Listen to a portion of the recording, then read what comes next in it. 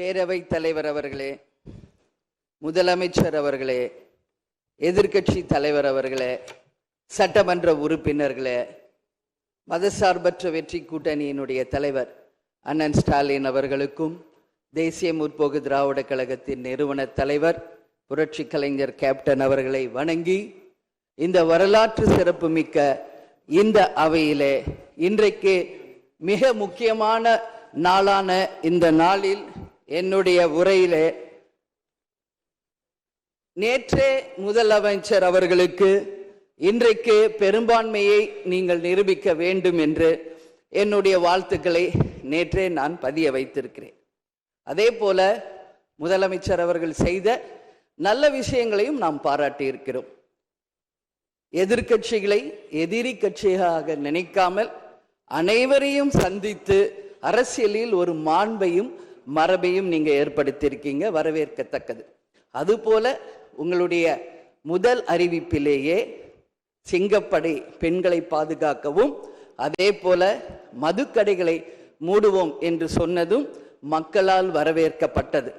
அந்த வகையில் முதலில் 717 மதுக்கடைகளை மூடியது ஒட்டுமொத்த தமிழக மக்களால் வரவேற்கப்பட்டது.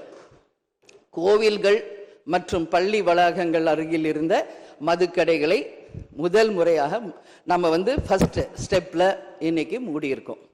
அடுத்தது இன்றைக்கு மீனவர்களை பாதுகாக்க ஒரு அறிவிப்பு அரசாங்கத்தின் மூலம் வந்திருக்கிறது. அதையும் தேமுதிக வரவேற்கிறது. இது எல்லாம் இருப்பினும் முதல்வர் அவர்களே, நீங்கள் அன்றைக்கு பதவியேற்ற அன்றைக்கு சொன்னது உங்களுடைய ஆட்சி வெளிப்படையான ஆட்சியாக இருக்கும், மக்களுக்கும் தமிழ்நாட்டுக்கும் ஒரு முன்னுதாரணமான ஆட்சியாக இருக்கும் அப்படின்னு தான் நீங்க அன்னைக்கு சொன்னீங்க. அதுபோல அரசு குடும்பத்தில் இருந்து வந்தவன் அல்ல, ஒரு எளிமையான குடும்பத்தில் இருந்து வந்தவன் தான் என்பதை முதலமைச்சராக நீங்க பதவியேற்றதை அனைவருமே வரவேற்றோம், மக்களும் வரவேற்றனர். நாம் சொல்லும் செயலும் ஒன்றாக இருக்க வேண்டும் என்பதில் யாருக்கும் மாற்று கருத்து கிடையாது. வரலாற்று சிறப்புமிக்க இந்த அவையில இன்றைக்கு பெரும்பான்மையை நிரூபிக்க வேண்டிய தருணத்தில் முதல் முறையாக மனவேதனையோடு நான் பதிய வைக்கிறேன், இங்கு குதிரை பேரம் நடந்ததாக இன்றைக்கு எதிர்கட்சிகள் அத்தனை பேருமே அதை சொல்லும் பொழுது, இதுவரை தமிழக அரசியல் வரலாற்றில் நடக்காத ஒரு விஷயம், அதுவும் இந்த வரலாற்று சிறப்பு மிக்க இந்த அவையிலே இந்த முக்கியமான நாளில அதை பற்றி பேச வேண்டிய ஒரு நிலையை ஏற்பட்டதற்காக உண்மையில் நான் மனம் வேதனை அடைகிறேன். அதே போல முதலமைச்சர் அன்னைக்கு சொன்னாரு, இங்க முகம் மூடி யாரும் செல்ல வேண்டிய அவசியம் இல்லை, அனைவருக்கும் ஒரு வெளிப்படையான ஆட்சி தான் செய்வோம் என்று. அப்படி இருக்கையில் முதல்வர் அவர்களை சந்திக்க யார் முகத்தை மூடிக்கொண்டு அன்று வாகனத்தில் சென்றார்கள் என்பதை நிச்சயமாக மக்களுக்கு தெரியப்படுத்த வேண்டும் என்பதை இந்த நேரத்திலே நான் கேட்டுக்கொள்கிறேன். ஏன்னா அதற்கு காரணம் குதிரை பேரம் என்றால் இதைவிட ஒரு தலைகுனிவு இந்த வரலாற்று சிறப்புமிக்க அவையில் எதுவுமே கிடையாது. நிச்சயம் முதல்வர் அதற்கு பதில் சொல்வார் என்று நான் எதிர்பார்க்கிறேன்.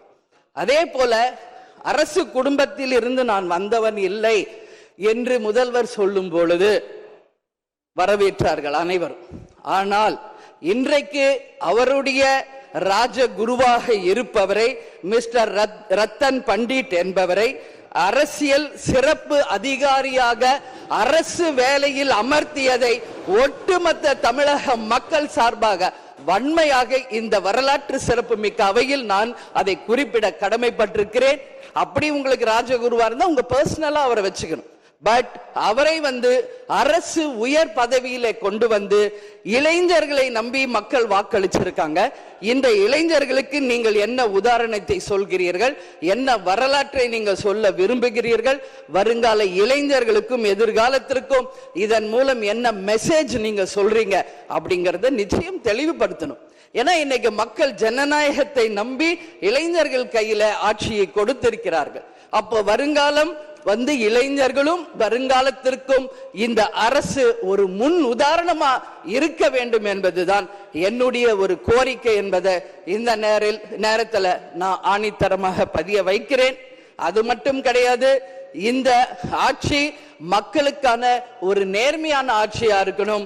ஜனநாயகத்தின் மீதும் மக்கள் மீதும் நம்பிக்கை கொண்டு மக்கள் தீர்ப்பே மகேசன் தீர்ப்பு என்று சொல்லக்கூடிய அளவு எதிர்காலத்தில் இந்த ஆட்சி நிச்சயமாக இளைஞர்களுக்கும் எதிர்காலத்திற்கும் நல்ல வகையில எடுத்துக்காட்டாக இருக்க வேண்டும் என்று கேட்டுக்கொண்டு, நான் சார்ந்த இயக்கமான தேசிய முற்போக்கு திராவிட கழகத்தின் சார்பாகவும் எங்கள் நிறுவன தலைவர் அன்பு தலைவர் கேப்டன் அவர்களை வணங்கி விடைபெறுகிறேன். நன்றி, வணக்கம்.